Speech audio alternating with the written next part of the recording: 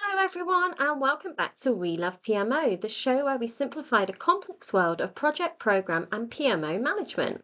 I am your host, Sarah, and if this is your first time tuning in, welcome. And don't forget to hit that follow or subscribe button so you don't miss any notifications for when a new episode is released. And in today's episode, I'm actually joined by my husband, Jude, who hears me talk about PMO, project, and risk management on a daily basis. He doesn't actually work in this field at all. And I thought it'd be really fun to have an episode where he can ask me any questions he likes about project management. So, Jude, over to you. Yeah, hello everyone. Yeah, so as Sarah says, I have no experience whatsoever. So Sarah asked me to take part earlier, so I've decided to write my questions down. So I'm going to start with two, if that's all right. Okay, Um, Basically, what is a project, and what do you mean when you say project management? Sorry. that's okay. It's a good question. It's a fair question. So, when we talk about what a project is, so talk about project first, and then I'll pick up project management. Okay. So, a project, we say something is a project when we are potentially introducing like a change to something, or we are creating a new product, or we might be creating a new service. And it doesn't have to be something that is just for business. It could be that you're converting the garage into a bedroom. That's something new. It's something that has a definitive start and end time. So, there's timescales involved. You have a set amount of budget. There's a scope, so you know what you want to do within that, and it's a one-time, one-off activity. Project management is the framework that we put around it. It's the skills, it's the knowledge, it's the tools, the templates, the governance processes, what methodology that we're using, because there's a lot of different methodologies. So they're two different things, but they work intrinsically together. Brilliant, thank you. Well, I was going to ask you if it could only be used in the workplace, but I don't know if you already answered that. So sort of did, yeah. So basically, project, it doesn't have to be, when we talk about project management and projects, quite often we sort of think about within a corporate sort of space or within a business, but you can use that in at home or for, if it's like somebody with working in like in a leisure centre, or maybe they're sort of like, I don't know, working with a football team or something like that locally, something that they may potentially volunteer for. It doesn't matter what it is that you're doing, or whether it's in a workplace or not, you can use project management around it. So if it's something that you're going to be creating a change or creating something new, like I said before, it's really helpful to have project management around it because it can help you make sure that you adhere to the time scales, that you don't spend more money than that you were planning for, and just putting targets in place and sort of measuring, are you actually doing what you thought you said you were going to be doing? So you can definitely use it outside of the workplace as well as the workplace. Yeah, that's brilliant. So for all sorts, really. Definitely. Um, Not to get too basic on you, but could I just ask, what does a project manager do? Yeah, sure. So basically, a project manager, they may manage a project or they might manage a number of projects. Basically, the project manager's role, they are they're not accountable necessarily to deliver it. What they're accountable for is to direct the project. So they are trying to they need to make sure that they've got all the project documentation in place, that they work closely because every project will have a project executive and there'll be a project board as well where decisions are made. And it might be that the project that they're working on is working with a supplier and end users. If it's like a new software piece that they're trying to develop, it's software development, for example, and like be creating an app or something like that, they would be working with the users as well. And they're all called stakeholders. So there's a lot of stakeholder management.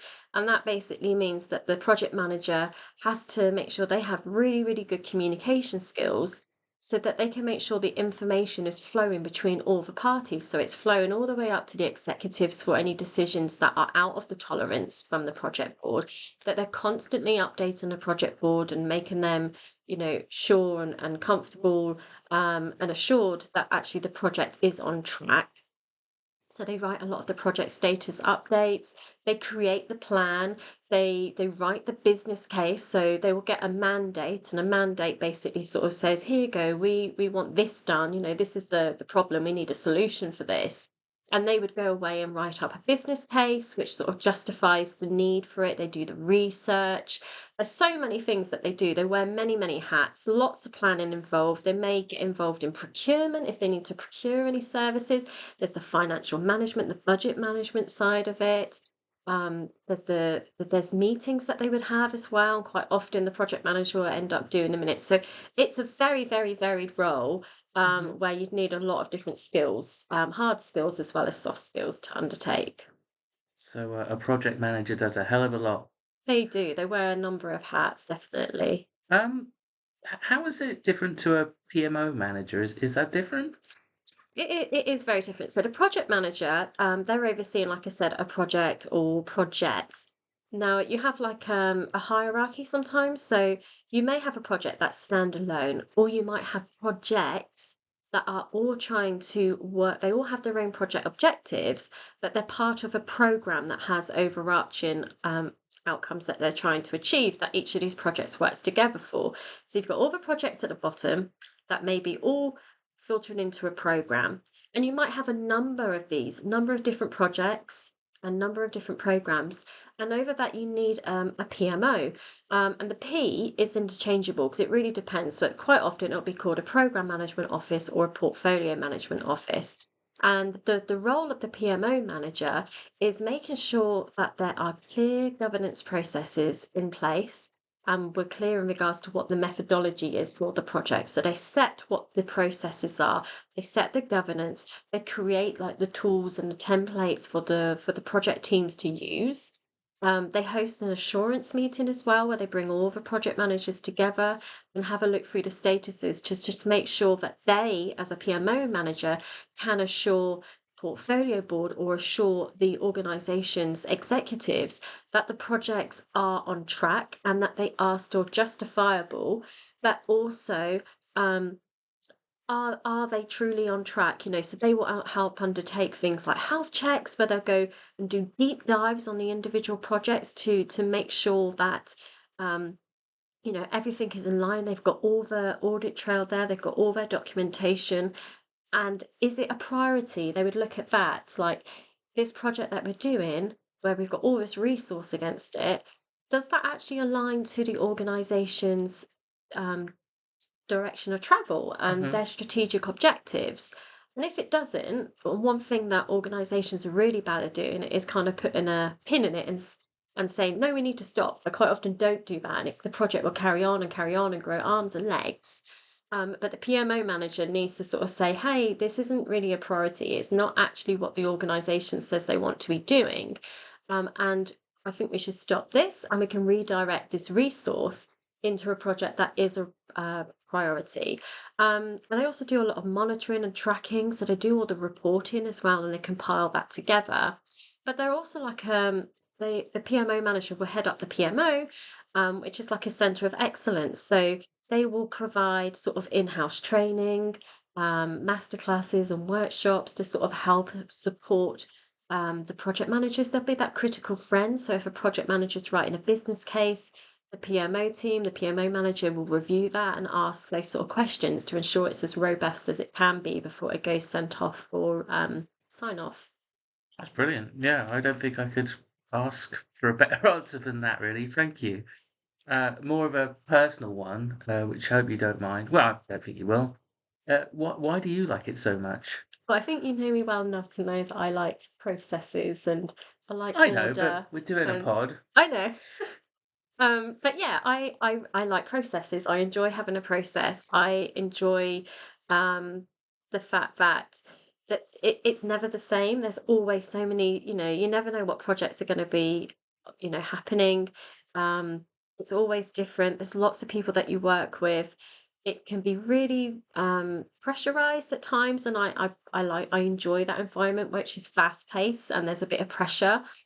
But also, quite often you're seeing that change and you're kind of like part of that journey of like creating something new that's needed, or you're putting a new service in place and you just feel such an accomplishment when you sort of Hmm. see the end of that. But from a PMO perspective, I enjoy supporting and guiding and coaching project managers to get the best out of them so that they are successful as well in delivering their projects. Yeah, So yeah, I just really enjoy it. I enjoy working with teams and I enjoy communicating. I love risk management plays a massive part in this, and I really enjoy that as well. So there's so many different elements that I like.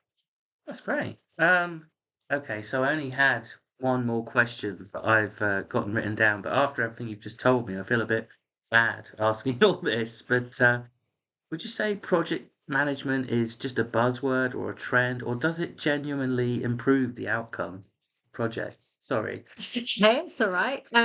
So no, I can understand why you asked that. I know it's sometimes a word that you people sort of throw around and they may hear a lot in different workplaces and stuff, but it's way more than a buzzword or a trend. It's a really fundamental discipline, and it genuinely does improve the outcome of projects. And the practice of project management itself involves the application of knowledge, skills, tools, and techniques. There's so much that goes into it to meet project requirements in order to achieve the objectives effectively. And it is so crucial because it gives a structured approach. Mm, And that structured approach is really helps you through the life cycle of the project. It helps you to plan, to organize, and to execute those tasks. It also helps us optimize the resources that we've got available, and that includes not only our time and our people, but also budget as well and the manpower. And so it optimizes our cost effectiveness and the likelihood of project success. And I mentioned as well, I'm a big fan of risk management, mhm. and project management has a big element of risk management in it because we risk assess what we're doing in order to make sure we can anticipate what are those potential challenges that might come up and what could we do, what controls could we put in place to ensure that they don't happen, but if they do, have a plan of what actions we can overcome them, so make sure that project can get pulled back on track. Yeah. And I mentioned as well earlier on about the communication. The project management is really emphasizes that communication between all the stakeholders. So it's really important that everybody understands what exactly the project is and what the scope is right at the start, right at the beginning of project. Because it helps reduce misunderstandings further down the line, but it also has a really positive working environment.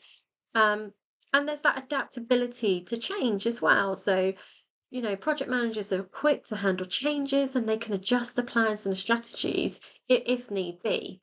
Um, so there's many good reasons for having, it's not a buzzword or a trend. It's something that is really fundamental if you want to have success in delivering that change or that creating that new product or that new service. You want to be able to measure that success, and by having project management in place where you've got clear aims, you've got clear objectives that you can link to your benefits that are measurable, you can demonstrate then that you've actually successfully delivered within your time scope and quality because you've got it all in an audit trail and you've got a plan that you can execute and you know what you're doing. That's brilliant. Thank you. I have got another one actually. I just thought of something. Gantt charts.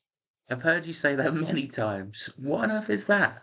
It is a strange word if you've not heard of it before, but it's not that overly complex at all. It's Hmm. just quite often it's on a spreadsheet, or you can use different sort of technology sort of apps and stuff like that. But basically, in essence, it's just a way to track your tasks and actions in the plan.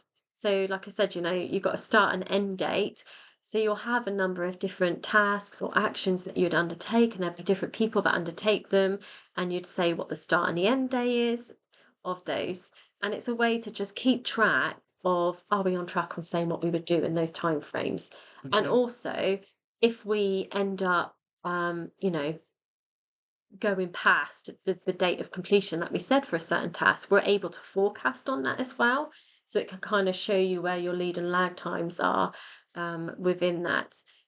So it's a really good tool to sort of like have a really granular plan from your start to finish of all the steps that you're going to take.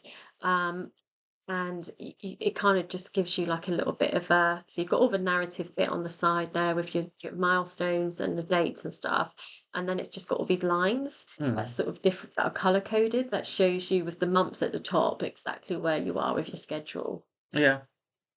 Um, I know a little of this from your day-to-day work, but what is risk management? So, risk management is like the process that we use to identify, assess, and prioritize potential risks that may impact the achievement of objectives in the project, program, or organizationally. So, it's risk management is not just to do with projects.